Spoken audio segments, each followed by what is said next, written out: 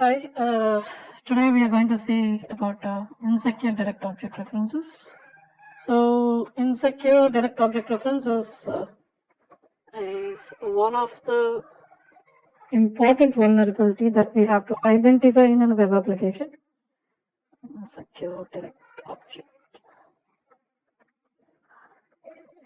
So, they will be called as IDORs. So, this IDORs is like will try to direct a particular object from a legal path to an illegal direction. I mean, suppose like we have some objects in a web application. So these objects are like we also call as parameters. For example, if you are trying to change a name or you are sending a name, a phone number, first name, something like that. So when you're sending these parameters to the target, to the server, so these are all one parameters. So these parameters also will have one more thing like a username and password or something like this. So we have some different parameters. So these parameters are called objects. So these objects we are trying to redirect with a malicious one. That means if I'm trying to provide some original credentials or original information, I can manipulate them and I can send it to the server to update the data. Suppose as an administrator, what I can do is I can update username and passwords of different user accounts. Suppose I have access. I will take another example.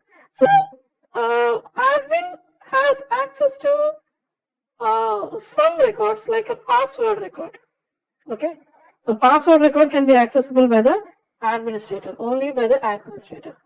But what I will do is, if I try to remove the admin and if I try to log in as a user, and even if I try to, if I try like a user one also, if I can able to access password record, this is called insecure direct object reference. So administrator is the only guy who can access the password record, but as a user also I can access the password record. So here what I am trying to do is I am redirecting this object to this object.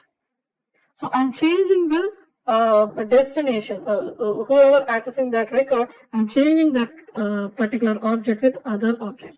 So it is called insecure direct object references. So we are redirecting a particular user with other user to a secret directory or secret file access, or if you try to change, manipulate the data. So if there is no kind of validation in the server, so you can attain this insecure direct object reference vulnerability. So I'll show you the practical so that you can get an idea about this vulnerability. So we have bweb. So login as bug. So I have logged into this bweb. So we have insecure direct object references. So we'll see all these three. They're a bit easy so that we can do that. So as a B user, I have logged into this as a B. B is a username, right? So B is a user. I want to change the secret. There is something I want to change in my account. So as a user, I can change my profile settings, name, account name, Twitter handle, something like that. We have some profile settings, right? So I want to change something in my profile. So here the profile setting is secret. There is a secret text. It's a sample one. So I want to change my secret. So here there is an option. There you can see that field like a new secret. So what I'll do is I'll turn on the burp suite. You know how to configure the burp suite, or else refer the videos, previous videos. And what I'll do is I'll try to change the secret, something like hacker. So hacker, I want to change it. So if I click on change. So in burp suite, you can see the request. It is going through the post. As we are posting some data, so that's why it is going with the posting method. So here you can see the objects that are going. Let me copy this. So here we have some objects here: secret, action, login. So these are the objects which we have. So these are the values, these are the references which we have in this request. So what I'll do is I'm changing the secret as a hacker. I have logged in as a B as a user. So instead of use B, I will change it to user 1. That means any other user. Action change. Change means it will update the secret. So what I'll do is I will change this login, which is a B user. I will change it to user 1, or if you have any other users also, you can try. So what my expectations are, like I can see 200 OK here so that I can understand that there is a change in the secret. So what I'll do is I'll click on forward. So forward all the things. Oh, I have not intercepted this server responses also. Sorry for that. Okay, so here you can see this, the secret has changed. I have changed the B user as a user 1, it got changed. Now, if I try to change the other secret, tester, so if I click on change, I can see something here. So as a user 1, I'm trying to change this. Okay, let me try with anything like a Dinesh.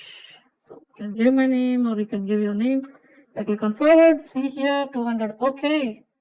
So I think it is taking time. So here you can see that the secret has been changed. So if I click on forward, I can see that response here in this browser. So here you can see the secret has been changed. So what we are doing is we are directing a particular object references insecurely. There is no validation in the server. So they are not validating in the server. Whoever is sending that particular request, it is accepting blindly. So it is called insecure direct object reference.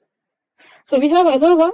I think you got the point, but go with the reset secret. The same thing, but you can see a different option here. So reset your secret. So you can reset your secret. We have reset the secret to tester, right? So sorry, we have changed that secret. So now I can reset with the original one. So if I click on any bugs, it will go with the resetting. So if I turn on the intercept and if I click on any bugs, I can see here some objects that are referring to this are available here. So here you can see the login user. It is going with the XML format. So secret is any bugs. Any bugs is a secret. So what I'll do is I'll try to change this with XYZ or something. So I'll change this B XYZ. And if I click on forward, oops, I can see that 200, okay. So let me turn off the intercept so that I can get the reference immediately. Let me do it again. So I'll change this XYZ. If I click on forward, I can see the 200, okay. So here it is not displaying. Sorry for that. Actually, it's an XML data. So you can't see the output here, but it has been changed with XYZ. So we can see that response message over there, right? So XYZ as a user, I can reset that particular user, particular secret. So this is how you can change the particular object references in secure way. So this is something interesting. We'll go with this. This one is too good. I think you'll love this. You can try it on your ticket booking counters, ticket booking apps and applications. So here you can see if I click on confirm. So one movie ticket is 15 euros. If I click 10, it will show you 150 euros. So 10 movie tickets I ordered. The amount is 150 euros. It has been charging. a huge amount in our Indian currency, so we won't spend that much of amount on movies. So what I'll do is I want to book tickets for 10 members for my family. So what I'll do is I'll intercept this. So I thought like there is a vulnerability in this. So if I click on confirm. So here is the trick. Ticket quantity 10. I want 10 tickets. I can't pay that much of money. I can pay for €1. I can €1 will be like I say 80 rupees to 100 rupees in between that. So €1 I want to pay. So I've changed this object. So if I click on forward, so I can see 200. Okay, so forward. So always put a request. So once you see here, 10 movie tickets, €10. So each ticket it is taking 15 euros, right? So I can pay €1 per ticket. That is a 60 to 100 rupees of ticket. So I can watch with family with a €10. So this kind of vulnerabilities are available mostly in shopping websites and shopping apps, ticket vendors website, and some other websites. Whoever using the transactions, online transactions, you can find these vulnerabilities. So it is one kind of direct object reference, insecure direct object reference vulnerability. And we have HTTP tampering also. We have a tamper data add-on. You can add that add-on. So you can do the same activity as we are doing with the burp suit. We can use tamper data also. Prefer with the burp suit. You can go with the burp suit. So that would be better for you. You can change some more objects in that request. So this is all about IDOS. So IDOS is a very critical vulnerability. So we need to have a perfect permissions and perfect validations from the server side so that we can minimize this kind of attacks. Don't worry, we have a separate video for countermeasures part. So I'm trying to create a video on countermeasures separately so that we can have a checklist for fixation for these vulnerabilities. So we'll discuss over there to fix how to fix an insecure object reference. So for now, it's time to say goodbye and we'll meet in the next video. We have a CSRF is waiting for us, so we will see CSRF attack in the next video. Thank you so much.